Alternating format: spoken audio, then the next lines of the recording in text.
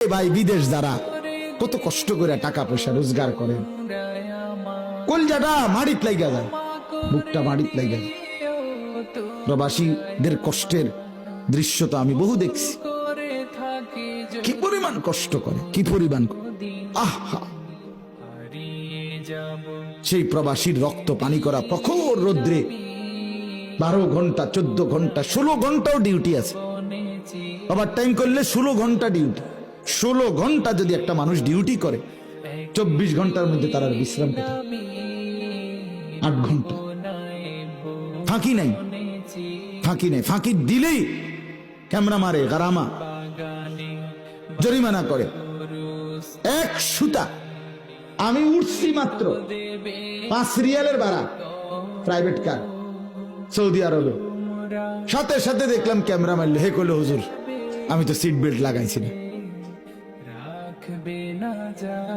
বুঝেন নাই কথাটা? সিট বেল্টটা লাগাইছে না, গাড়িটা ছেড়ে দিছে, সাথে সাথে ক্যামেরা মারছে। পরবর্তী মিনিটেই মোবাইলের মধ্যে কি এসে পড়ছে? গারামা এসে পড়ছে মেসেজ। গারামা মানে জরিমানা, জরিমানা এসে পড়ছে। এত কঠোর কষ্ট করে টাকাটা রোজগার করে, সেই কষ্টের রোজগারের টাকা দেশে সন্তান 2 হাতে মোবাইল টিপা শেষ। সারা দিন রাত পারে না হাতে পায়ে মোবাইল টিপবে। উলঙ্গ ছবি, নাচ গান, জিনা, মজার সাথে কিছু অসভ্য ছেলে পেলে মিলাই দিছে। হ্যাঁ, তার বাপ বিদেশ, আর সমস্যা কি? খা তারে, তার পয়সা শেষ কর, লুটের মাল। অথচ ওই বাচ্চারা কি পরিমাণ কষ্ট করছে সেখানে। বেটিটা বাজারে বাজারে ঘুরতেছে, স্বামী বিদেশ, আর কি টেনশন নাই, খরচ করো যা মন। 12 টাকার মাল 48 টাকা, 50 টাকার মাল 400 টাকা, খালাস। এই জন্য বললাম আমাদের সচেতন হওয়া চাই, আমাদের সচেতন হইতে হবে।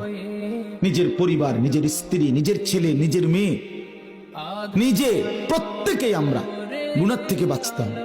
আর প্রথম কথা হলো নিজেকে বাঁচান। আপনার এই হাত কিন্তু আপনার না, আপনার এই নাক, চোখ, কান, অঙ্গ প্রত্যঙ্গ, খোদার কসম বাপ একটাও আপনার না, এগুলো আল্লাহর। এগুলো কার? আল্লাহর। আল্লাহর। আপনি টের পাইছেন না? হ্যাঁ, আমিও না, আপনিও না। আহারে, আপনি তো নিজের হাত মনে করে পাউডার মাউডার ডলতে আছেন। আপনার হাতে বলে, হারে বান্দা আমি কিন্তু তোর না।